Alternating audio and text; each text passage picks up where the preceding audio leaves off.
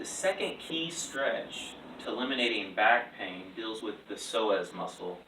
And our psoas muscle is also known as a hip flexor. It attaches down and obviously at the hip, but it influences T12, L1, L2, L3, L4, and L5. And what I mean by L is the lumbar spine. And if it's short and tight, it actually can tip your whole entire pelvis and give you a excessive lumbar curvature there. And this is a problem, especially if your right hip flexor is tight and your left one's not. It'll make a kind of a shear force, a rotational force in the spine and keep things out of balance. So one way to address low back pain is obviously try to have balance between the right and left side, the hip flexor muscle.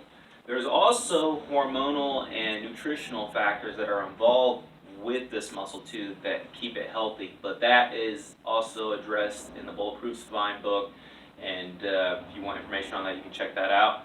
But for right now, we're just going to show how to simply assess this at home and see if you have a tight hip flexor. And what I'm going to do, if you have a massage table or a pretty firm table, a bed will not work, it's too soft at the end. But even a table, anything that's, or a massage table, you'll be able to assess this. What you do, you're going to put your butt on the end of the table and you're going to let one leg kind of hang down while you're holding the other one with your knees. And I'll show you here in a second what that'll look like. But what we're looking for is to see if the thigh is parallel to the table or below. And that will indicate that the psoas is okay. The psoas is the right length. But if the thigh is lifted up off the table, towards the client or towards the individual, it will mean that indicate that hip flexor, that psoas on that side is tight. However, if the leg is parallel to the table but the lower leg isn't hanging straight down, it's actually extended a little bit, that will actually indicate that the quad, the muscle up front here, is tight and may need to be stretched. So I'm going to do this on my right and left side and kind of show you and explain that a little bit. So today will be just kind of showing how to determine if your hip flexor is tight, and in part two we'll actually show some stretches on how to address that. So right now, my butt's real close to the edge of the table, and I'm going to hold my leg here. You're trying to keep your back pretty much flat against the table, not or a neutral spine. You don't want to have it coming off the table too much here. So, and then you can see my thigh for the most part is parallel with the table, and my lower leg is hanging down for the most part. So this left side doesn't look too bad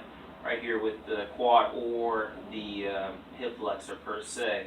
But we're going to switch sides up and we're going to see if we see anything on the right side. And I can already tell that at least at the quad level that my leg is sticking out a little bit further from me. The lower leg's actually kicked out. I don't know if you can see it on the film, but this would indicate that I actually need some quad work on the right side. The hip flexor again is pretty much parallel with the table. My thighs running parallel, but the quad would need to be stretched in this case. Now, for the sake of the video, I am going to show you how to do the hip flexor stretch and balance that out. So one thing is just even from a table, say in this case, say if one of the sides were tight, you could just kind of hang out in that position for a minute, just kind of breathe in, just kind of relax, try and drop your heel down to the ground. Eventually your leg will lower, just a gravity stretch. And I would be very careful with this one, take your time. But you could work up to 3 rounds of 1 minute. And normally after doing this, you're going to feel a lot taller when you stand up and walk around. So you may have to go for a minute, stand up, walk around, minute, stand up, walk around, and work up to 3 minutes of just kind of stretching this out. And that's just using a table. But in part 2, I'm going to actually show some other ways you can actually get this hip flexor mobilized and start getting some nutrition through it. And we'll talk about that more later.